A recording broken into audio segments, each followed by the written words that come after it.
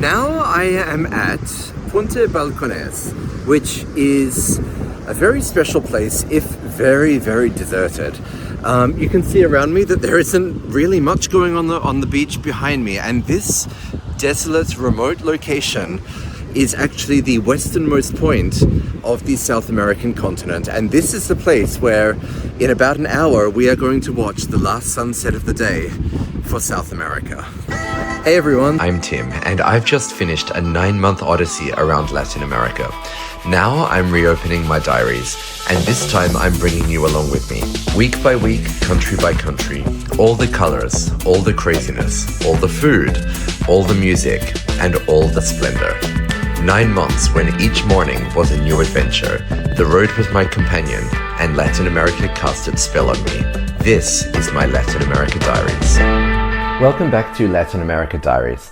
I woke up in the Peruvian oasis town of Huacachina and then jumped in an Uber towards the regional city of Ica, from where I took a bus northwards towards the Peruvian capital, Lima. The journey to Lima was comfortable, and we skirted along the Peruvian coastline, and eventually the desert expanse gave way to the urban sprawl of Lima, which is one of the biggest cities in this region. From the bus station, I took another Uber onwards to the Quinoa Backpackers Hostel, which was in a really nice part of town, and it felt more like someone's house where we were all just friends and flatmates rather than guests. That evening I grabbed a really cheap dinner just around the corner and then called it a night. Now what happened next was really sort of a combination of a twist of fate and previous travel plans catching up with me. I had originally planned to fly from Lima in Peru to Guayaquil, which is the largest city in southern Ecuador, and then continue my journey north through Ecuador, the final South American country on this trip. I had booked the flight months earlier on JetSmart, which is a low-cost Chilean airline that operates flights over much of the southern half of South America. But then, when I was in Uruguay back in February, I received an email from JetSmart saying that they were suspending their services to Guayaquil from Lima. And I don't know exactly the reason, but I suspect that it might have something to do with the deteriorating security situation in Guayaquil. And that's something that I'll talk about more in my next episode. The airline offered me two options. One of them was to get a refund. However, that was pretty tricky. I did try that initially, but organizing a refund to an Australian or Pakistani bank account from a Chilean airline via Peru while I was in Uruguay, it was just sort of a bridge too far. So the other option which they offered me was credit to use on another one of their flights. So I opened up my map, and I knew that, look, I wasn't originally planning to visit the north of Peru, which it is great in its own right, but that wasn't really one of my travel plans. The point really was to get to Ecuador. However, I noticed that JetSmart did fly to a city in the north of Peru called Piura, which is not far from the Ecuadorian border, relatively speaking. Piura is not far from Punta Balcones, which is the westernmost point of the South American continent, and that's where this idea was sort of like born into life. Because at that point in Uruguay, when I was sitting and received this notification from JetSmart, I had already visited the easternmost point of the South American continent in João Pessoa in Brazil. And I knew that within a month I would have visited the southernmost point of the South American continent in Ushuaia. So I thought, well, maybe this could be sort of like a bit of a theme with my trip, and I could sort of try and visit the western point. So this is where I had the idea that rather than battling airline bureaucracy, I could use the credit, fly to Piura, go out to see the westernmost point of South America, and then continue my journey onwards to Ecuador as I had originally planned. And this is actually how a lot of my trip was planned, because often I would book flights in advance to save money, and I would know that I would need to get to Lima in order to take my onwards flight to Guayaquil, or eventually, as it ended up, Piura. But then once I was on the ground in a place, I didn't have that planned out. I just kind of went with the flow and made my way to the next point that I had a flight, and made sure that I got there on time. The next morning I woke up very early in Lima and then headed out to the airport to board my JetSmart flight north to the city of Piura. The moment I landed in Piura, I could tell that things were a bit different here. It's actually surprising how big of a country Peru is. And once I arrived in Piura, the difference in the climate was immediately noticeable. It was that much warmer and drier. From there, I headed directly to the Piura bus station and then took a bus out to Talara, which is the nearest major town to Punta Balcones, the westernmost point of mainland South America. It's also an important military and oil town in Peru, and as luck would have it, it was also the hometown of my friend Sergio, who you might remember from Colombia back on New Year's, and then again from my time in Arequipa in the last vlog. Sergio wasn't actually there at the time, he was living and working in Arequipa, however he was able to use a couple of his contacts to make things happen, and that really made things a whole lot easier while I was there. So Sergio, if you're watching this, thank you so much once again. I checked into this little Airbnb, which was very comfortable, and then rested waiting to be picked up by the driver that Sergio had arranged through a local contact. Because Punta Balcones is quite different from the easternmost point in South America. João Pessoa in Brazil is a large city, and Punta dos Aces is just a couple of kilometers out of that, whereas Punta Balcones in Peru is remote. Like really remote. It's this desolate cape out on the edge of the continent, surrounded by desert and ocean, and it's not even properly connected to the main road network. You actually have to leave the highway and drive kilometers out through sand dunes and isolated coastal desert to get there. So this definitely wasn't the kind of place where I wanted to just wander off alone. Having a local driver and a guide and someone who knew the area pretty well for me was essential. Eventually, the driver dropped me near the beach at Negritos and told me that he'd wait back at the car park area. He said to take as much time as I wanted, but that once the sun had gone down, it would definitely be advisable to make my way back. Before we say goodbye to the day, please consider giving this video a like, subscribe to my channel, and share my content on your social media platforms. And if you really like what you're seeing, please tell your family and friends about it. It really helps me grow this YouTube channel, and it means a lot to me as well. I wandered out across the lonely sand dunes towards the cape itself. There wasn't really a marked path or anything, just sand, rock, and ocean stretching out into the distance.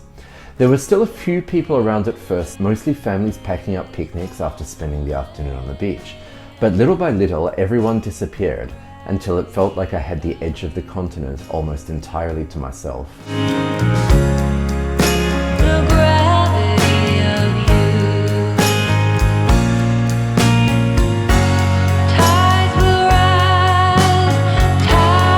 It wasn't dramatic in the way that Patagonia is dramatic, or tropical in the way that Brazil is.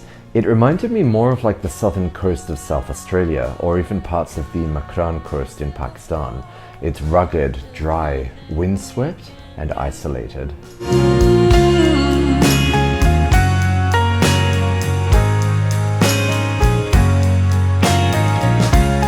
As the sun sank lower towards the Pacific Ocean, I climbed over the final stretch of rocks and found a place to sit facing west. And there, at the westernmost point of mainland South America, I waited to be the last person on the continent to watch the sun set that day. It was just me, the sinking sun, and the wide expanse of the Pacific Ocean before me, over which lay Australia, Japan, the shores of China.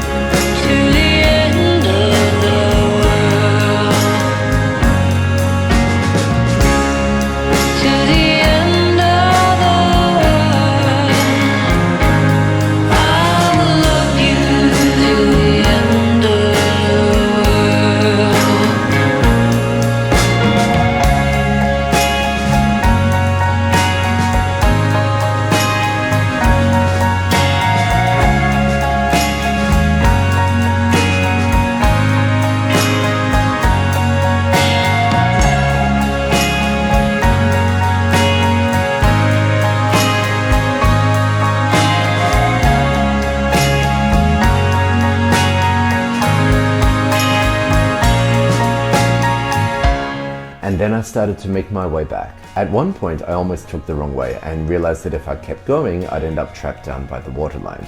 So I had to scramble back up the rocks again and retrace my steps the way that I'd come. Eventually, I made it back onto Negritos Beach, just in time to catch the very last rays of the sun as it disappeared below the horizon. ending the day here in South America while beginning it in places far, far away across the Pacific in the Eastern Hemisphere. Yeah, it was pretty emotional. And I had mentioned in my previous vlog that I had several moments where I farewelled Latin America, and this was one of the most vivid because it was at this point that it really hit me that the trip was starting to wind down. I jumped back in the car with the driver, we headed out to a ceviche restaurant that Sergio had recommended, and look, if you think that the fresh seafood is good in Lima, then it's just incredible up in this part of Peru. So I'm trying this. This is meant to be the best ceviche in Peru, and it's time to try it. Here it goes.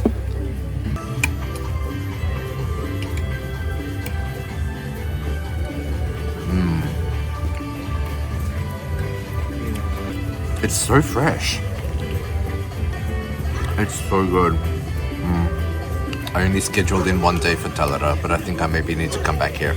Eventually, he dropped me back at the hotel and I nodded off to sleep after saying goodbye to the westernmost point of South America. The next morning I checked out and then headed into the center of the town of Talara on foot and headed to the bus station, from where I would take a bus onwards to the surfing town of Máncora. Now, Peru is famous for surfing. I mean, it's not hugely famous for surfing, but it does have a surf coast, and you know, within surfing communities and in Peru and South America, it does have a bit of a name for itself. So although when you think of Peru, you might not think of beach resorts, what it does have, it's all here in this area in Máncora. I had one last meal there and then walked out onto the beach one final time to watch the sunset over Peru.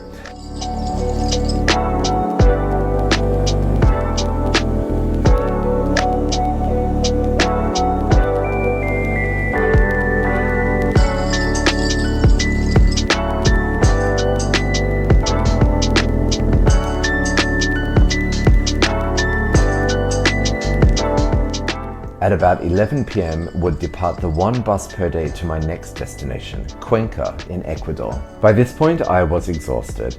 I boarded the bus, fell asleep almost immediately. I was woken in the middle of the night to cross the border at a very cold border crossing between Ecuador and Peru. Got back onto the bus, fell asleep once again, and woke just as we were pulling into Cuenca's main bus station. Cuenca, a city in the Ecuadorian Andes, was chilly. I tried to buy a SIM card from the bus station, but it didn't work, and this was something that I traced back to the issues that I was experiencing after I tried to install the eSIM as I was on the bus from Bolivia over to Peru just a couple of weeks earlier. I eventually made it to my hostel and then headed out to a big shopping center once again to have another one of those catching up, taking stock, sort of trying to catch up with my life sort of moments, afternoons in Cuenca, and then went out for dinner and headed back to the hostel to call it a night. And this would be the last normal day that I would experience on the road for quite some time. To find out what happened next, make sure that you tune in again next time. However, now it is time to wrap up my time in Peru. Rapid fire round for Peru. Favorite city? I really loved Lima. I thought that it was really cool and surprisingly cosmopolitan. However, the winner here has to be Cusco. It was just so vivid, and like the culture isn't just on display, it's lived and run through the streets of this one-time center of Incan civilization. Arequipa was pretty cool as well. Favorite region?